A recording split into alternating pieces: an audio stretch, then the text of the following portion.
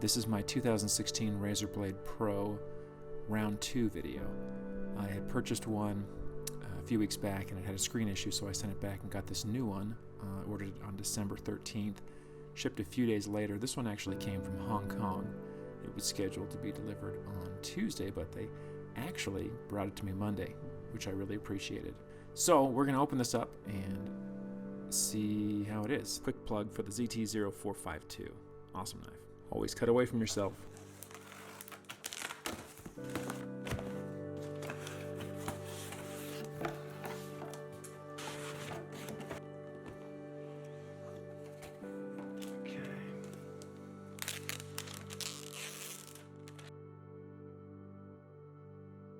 So, out of the box, this one does not have that same column of discoloration right down the center.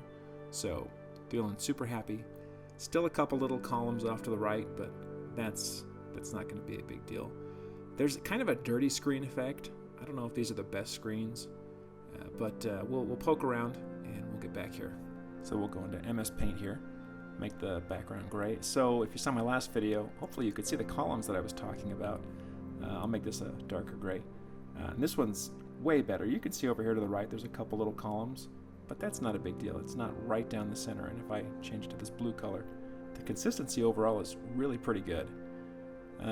So this screen, world's better than the last screen. Not perfect, but I'm pretty happy with this. One test I always like to do is the LCD dead pixel test. This lets you go through and select black background, white background, red, green, blue, and you can look for dead or stuck pixels on your screen. So I did that. 8 million pixels, over 8 million pixels, and I didn't see anything wrong with the screen, so, you know, props there. That's pretty good. So out of the box, Razer gives you a color profile that's got a real red hue. It's very warm, so this is what it looks like, and I tweaked it, so took some of that red out and made it cooler. I don't know if you can tell the difference, but not a great color correction, but just real quick, and I think it makes the screen look a lot better.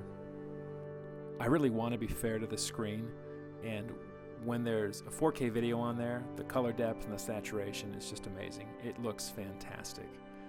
Even though the consistency with the solid color isn't perfect, and most LCDs aren't, I want to be fair. But this is a good looking screen. That's the conclusion I've come to. The irony is not lost on me that I'm trying to record a 4K screen with a 1080p camera, so you know, a lot gets lost there, but it's a really cool screen. So as far as build quality, like other people have said, this thing is made really well. The computer's super thin. I have a computer I bought several years ago, about the same size, the Maingear Pulse 17, and you compare the two, and the build quality is just night and day. There's no doubt in my mind Razer's spent a lot of time trying to make this a really nice laptop. The mechanical keyboard, it feels really nice to me. As I've said before in my last video, I have a beef that some of the keys aren't all the way backlit. I'm sitting here in semi-darkness and I have a really hard time seeing, for example, the pound sign or the dollar sign, which is annoying. I don't know why they wouldn't have backlit the entire key. I like the clickety-clack. I think it feels good. The trackpad is pretty nice. I actually like the position. I think for me, for a right-handed guy, it's intuitive to have it there on the right. It seems like it has trouble when you're trying to make really tiny, precise movements. But most of the time I use a mouse, so it's not a big deal. I love the backlit keyboard and the trackpad. I think it's a really cool feature. The speakers seem okay. They're not great, but they're not bad or anything. I think they're comparable to the Razer Blade speakers, but you might get a little more volume out of the Pro speakers. I'm not planning on doing a ton of benchmarks. For now, I've just run Firestrike in 3D Mark. I've got a score of 14,018, which seems okay based on what I've seen. As far as noise, while it's running tests like 3D Mark, this thing is loud. It's cooling a GTX 1080.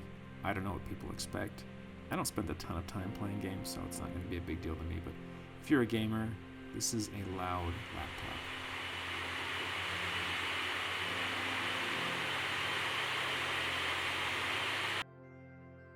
I've actually had a couple issues with this laptop so far. The first issue was when I tried the SD card reader. It actually didn't work. And I called Razer support and they said, oh, we're going to send you a document for some stuff. You can try to troubleshoot it from a software point of view. And I got this document, and it's basically how to reformat my computer and install Windows 7. So that wasn't super helpful. What I ended up doing was going into the device manager and uninstalling all the USB devices and then reinstalling those, and the card reader started working. The second issue I had occurred while I was working in Premiere. The application froze, it just stopped responding, and the computer restarted and booted into the Aptio setup utility. Hopefully that was just a fluke. I guess time will tell, but I don't like seeing stuff like that. I don't want to give anybody the impression they've had a really bad experience with Razer's customer service. They are definitely quirky, but in the end, things work out okay. I wouldn't rely on them for a lot of technical help, but they try hard. A lot of people have said you can get more for your money if you go a different direction, and I don't disagree with that, but nothing's going to be quite as sexy as the Razer Blade Pro. My intent isn't to do a super in-depth review. There's a lot of great reviews on YouTube and online now. The computer's been out well over a month, so a lot of people have had a chance to get their hands on it and test it way more thoroughly than I intend to. And overall, I really like this computer, and if it keeps working, I'll definitely keep it.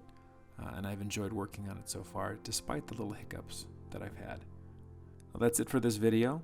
Thanks so much for watching. We'll see you next time.